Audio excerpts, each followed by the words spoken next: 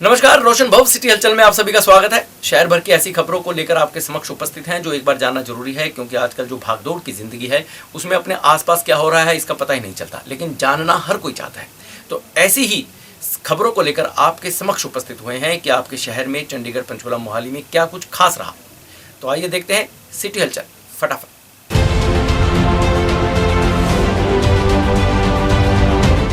पूरे 338 दिन के बाद किसान आंदोलन समाप्त हो गया। सिंधु बॉर्डर से किसान अब अपने अपने घरों को लौटने लगे हैं, जिसका जश्न अब चारों ओर मनाया जा रहा है। ऐसा ही जश्न मटका चौक पर भी दिखाई दिया।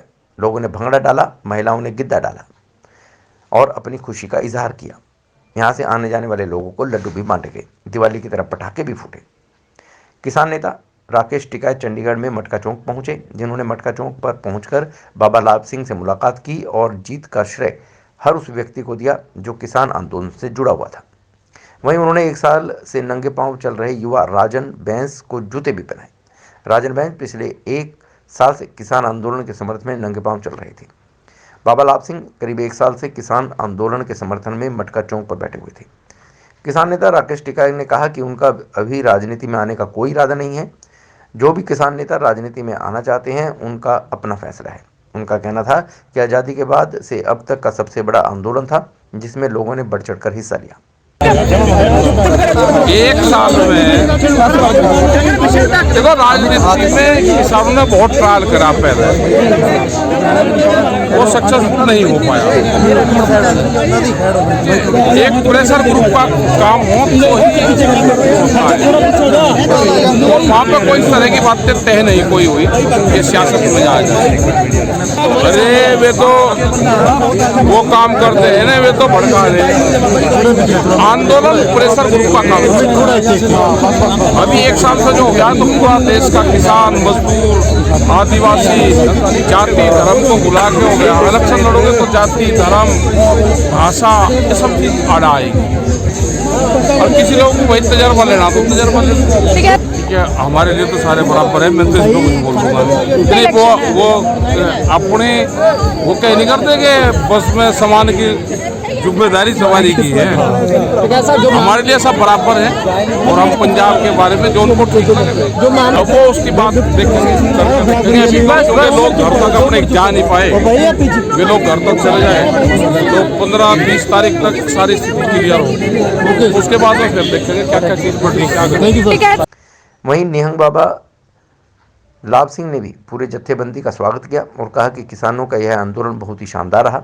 उन्हें इस बात की खुशी है कि आंदोलन का हिस्सा वह बन पाए और उन्होंने सभी लोगों को बधाई दी। लख लख बधाई भारत की संगत नूं, लख लख महाराज सुख शांति बरसाए, सरबंदा भला करे महाराज। खेड़े वादे संगत दा एक मेरे सिर दे उत्ते हाथ से मैं करोड़ा लखा मान करते महाराज ने मेरे सिर को हाथ उतराया। बहुत बड़ा योगदान पाया। मैं जिंदगी ला देगा अपनी ਅਸੀਂ ਆਪਣੇ ਹੱਕ ਦੀ ਲੜਾਈ ਲੜਨਾ ਹੈ।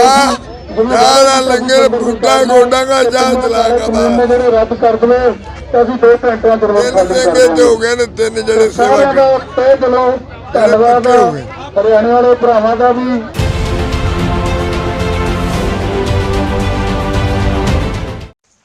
वार्ड नंबर 34 से भाजपा प्रत्याशी भूपेंद्र शर्मा ने सेक्टर 45C में आयोजित एक नुक्कड़ सभा में निवासियों को विश्वास दिलाया कि वे जीत जाने के बाद रुके हुए विकास कार्यों को पूरा करेंगे, फिर चाहे वह नीड बेस्ड चेंज का मसला हो या पार्किंग का या कोई अन्य समस्या।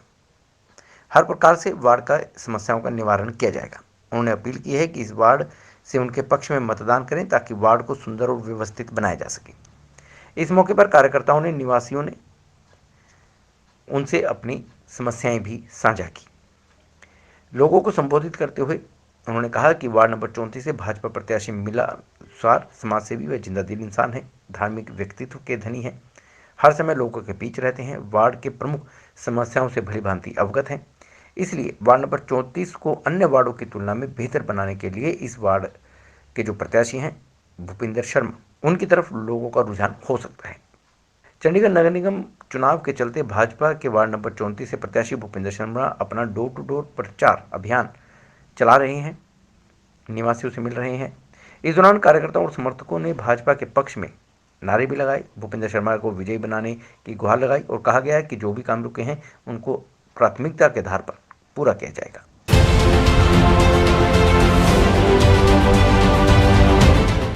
वहीं वार्ड नंबर 34 से ही कांग्रेस उम्मीदवार गुरप्रीत सिंह गबी ने अपने क्षेत्र में घर घर जाकर प्रचार किया। हाउसिंग बोर्ड के मकानों में जरूरत के आधार पर किए गए बदलावों को नियमित करवाने का वायदा किया। उन्होंने कहा कि उनके क्षेत्र में 80% मकान हाउसिंग बोर्ड के हैं और स्थानीय सांसद किरण खेर ने चंडीगढ़ से सांसद चुने जाने के 7 साल बाद भी इन समस्याओं पर ध्यान नहीं दिया। उन्होंने कहा कि किरण खेर ने 2014 में इन बदलावों को रेगुलर करने और ज़रूरत के आधार पर बदलाव करने के वादे तो किए थे और चुनाव भी जीते थे, लेकिन कुछ किया नहीं। यहाँ तक कि इस संबंध में कोई ठोस कदम भी नहीं उठाया गया, प्रयास भी नहीं किया गया। क्षेत्र के निवासियों ने उन्हें अपनी समस्याओं से भी अवगत कराया। बताया कि पिछले 5 सालों के दौरान क्षेत्र की सुंदरता और स्वच्छता पर प्रभाव पड़ा है। सेक्टर 45 की सड़कों पर कूड़े के ढेर लगे हैं। इलाके के पार्कों की हालत खस्ता हो चुकी है। पानी के बिल की भी समस्या है। बार बार सीवरेज जाम हो जाता है। आवारा पशुओं को घूमने आदि के लिए सिर्फ 45 सेक्टर ही मिलता है। इन मूलभूत सुविधाओं की भी कमी है। गुरप्रीत सिंह गाबी ने आश्वासन दिया कि सभी समस्याओं को भाजपा की जनविरोधी नीतियों का परिणाम समझते हुए लोग सहन कर रहे हैं, लेकिन इस बार लोग भाजपा को मुंहतोड़ जवाब देंगे।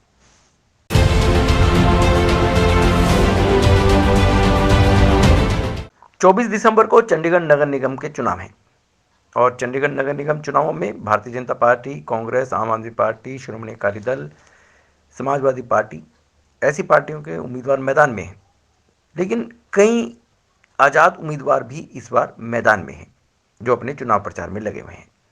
आज हम आपको मिलवाने जा रहे हैं बापू धाम कॉलोनी से आज़ाद उम्मीदवार के तौर पर खड़े हुए अखिलेश सक्सेना से।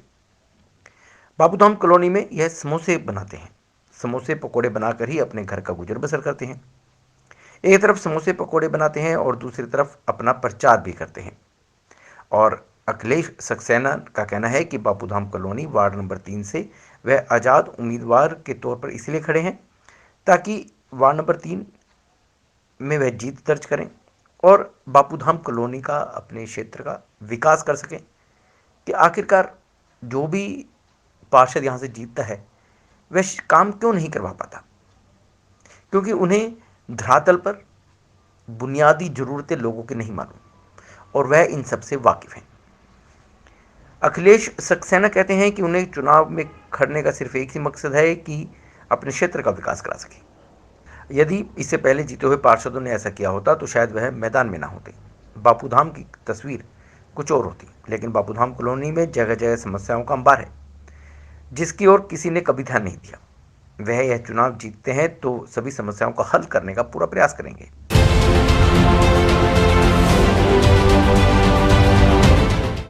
कांग्रेस से 15 साल तक पार्षद व पूर्व डिप्टी मेयर रह चुकी शीला फूल सिंह ने बीजेपी का दामन थाम लिया है, जिससे कांग्रेस को बड़ा झटका लगा है। शीला फूल सिंह धानक समाज से जुड़ी हैं और तीनों बार कांग्रेस की टिकट पर जीत दर्ज कर चुकी हैं। यहां तक कि वर्ष 2016 में एमसी चुनाव में मोदी लहर थी, इसके बावजूद भी उन्होंने जीत दर्ज करने में कामयाबी हासिल की थी। इसके साथ कांग्रेस के कई कार्यकर्ताओं ने भी बीजेपी का दामन थाम लिया। उनके साथ ही कांग्रेस के संगठन सचिव प्रेमपाल चौहान ने भी बीजेपी में शामिल होना उचित समझा, जिन सबको भाजपा अध्यक्ष अरुण सूद ने पार्टी में ज्वाइन करवाया। यह सब कांग्रेस पार्टी से टिकट ना मिलने पर नाराज चल रहे थे और टिकट ना मिलने को लेकर अपनी नाराजगी जाहिर कर चुके थे। शीला फूल सिंह धानक समाज से आती हैं। बीजेपी अध्यक्ष अरुण सूद का कहना था कि कांग्रेस पार्टी ने धानक समाज का अपमान किया है। इन सब के पार्टी में शामिल होने से पार्टी को मजबूती मिलेगी। 3 बार पार्षद रह चुकी और धानक समाज से जुड़ी शीला फूल सिंह का कहना था कि वह 3 बार चुनाव जीती और जनता का बेहद प्यार मिला। अब वह भाजपा को जिताने में भरसक प्रयत्न करेंगी।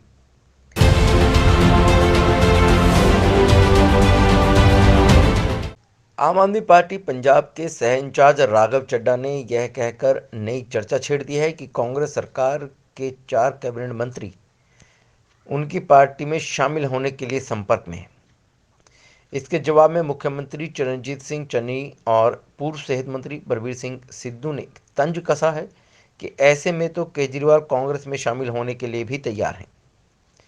बता दें कि राघव चड्ढा ने कहा कि कांग्रेस सरकार के 4 कैबिनेट मंत्री उनकी टीम में शामिल होने के लिए संपर्क में हैं, लेकिन जो मंत्री आम आदमी पार्टी में शामिल होने की बात कर रहे हैं, इन चारों मंत्रियों पर माइनिंग के आरोप लगते रहे हैं, इसलिए ऐसे मंत्रियों की उन्हें जरूरत नहीं है। राघव ने यह भी आरोप लगाए थे।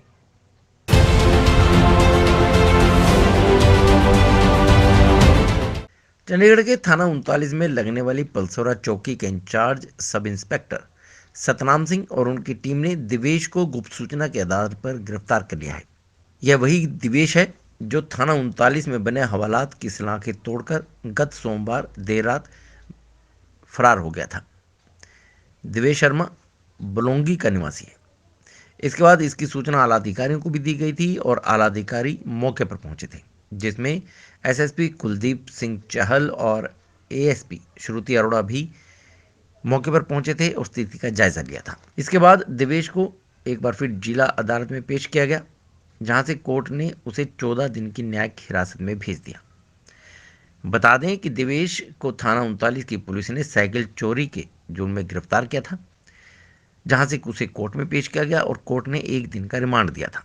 इसके बाद सोमवार देर रात दिवेश जेल की सलाखें तोड़कर फरार हो गया था। बहरहाल अब दिवेश शर्मा एक बार फिर सलाखों के पीछे है।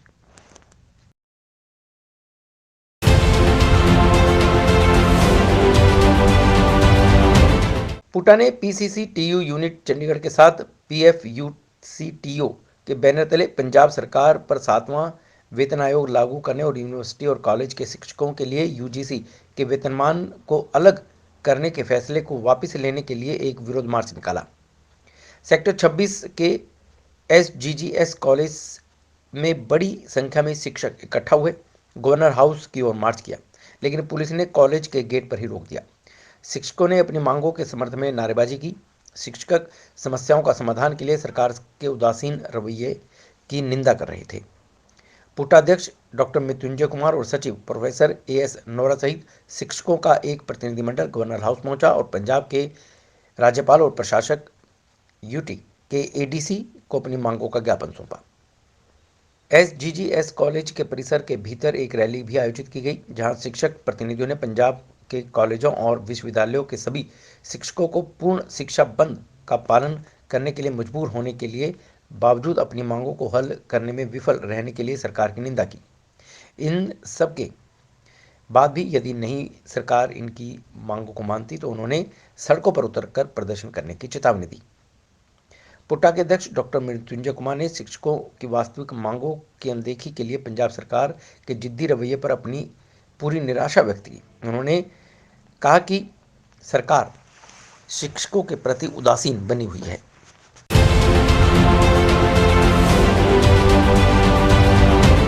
चंडीगढ़ के टैगोर थिएटर में 25 दिसंबर को जन सेवा वेलफेयर सोसाइटी चंडीगढ़ की ओर से लाइट एंड साउंड रामलीला का आयोजन किया जाएगा और इसके बारे में जानकारी देने के लिए भगवान श्री राम, लक्ष्मण, सीता जी और रावण का किरदार निभाने वाले कलाकार फुल ड्रेस में नजर आए। यह आयोजन पूरी तरह से लाइट एंड साउंड पर आधारित होगा, यानी कि लाइट एंड साउंड के आधार पर ही रामलीला का मंचन होगा। Navyug Ramlila and Dussehra committee sector 7 Chandi द्वारा Navyug Ramlila and Dussehra committee sector 7 Chandigarh द्वारा इसका मंचन किया जाएगा।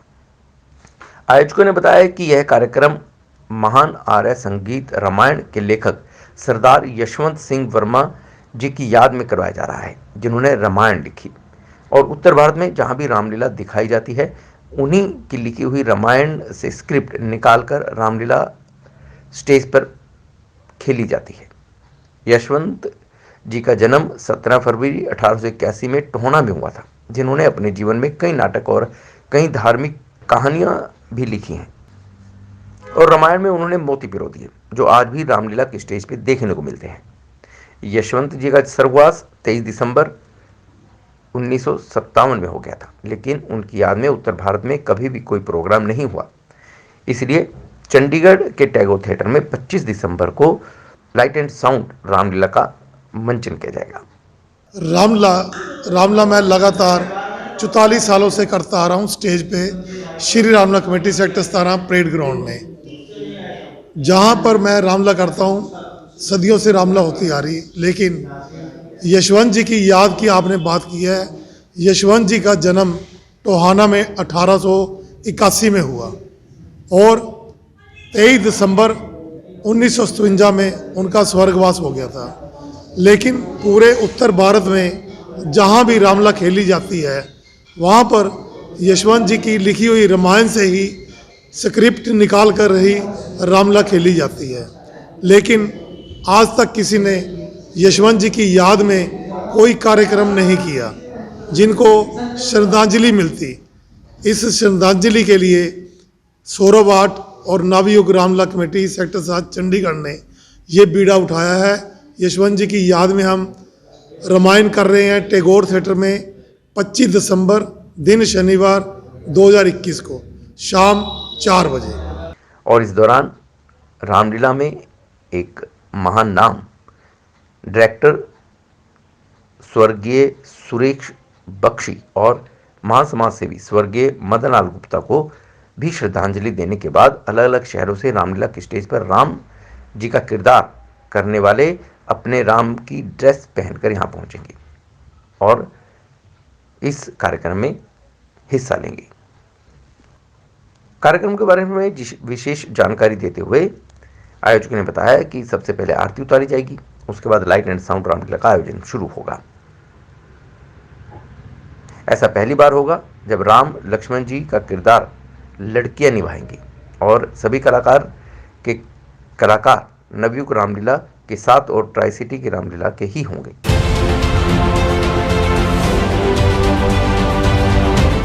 यदि आप भी अपने शहर से जुड़ना चाहते हैं, अपने आसपास की खबरों को जानना चाहते हैं, आपके आसपास क्या घटित हुआ है, चुनावों में किसका क्या चुनाव प्रचार रहा है, किसने क्या कहा है, तो इसके लिए आपको सिर्फ सब्सक्राइब करना है रोशन भव। और रोशन भव पर आप देख सकते हैं समाचारों से जुड़ा बहुत कुछ, आपके शहर की घटनाएं। तो हमसे जुड़ने के लिए आपको सिर्फ सब्सक्राइब करना है रोशन भव। और चलते चलते आपको बता दें कि यदि आप अपने शहर की इंटरटेनमेंट से जुड़ना चाहते हैं तो उसके लिए आपको सब्सक्राइब करना होगा रोशन इंटरटेनमेंट। और इस पर आप देख सकते हैं हल्के फुल्का हंसी मजाक और साथ ही इंटरटेनमेंट, बॉलीवुड से जुड़ा हुआ, बॉलीवुड से जुड़ा हुआ है। कौन कौन से स्टार्स आपके शहर में आए, उन्होंने क्या कहा, कौन सी फिल्म रिलीज़ होने वाली है, फिल्म के बारे में अपना रिव्यू, स्टेज पर क्या मंचित हो रहा है, स्टेज शोज़ कहाँ पर हो रहे हैं, यह सब जानने के लिए आपको सिर्फ सब्सक्राइब करना है रोशन इंटरटेनमेंट। तो जुड़े रहिए हमारे साथ और देखते रहिए सिटी हलचल और सब्सक्राइब कीजिए रोशन इंटरटेनमेंट। नमस्कार।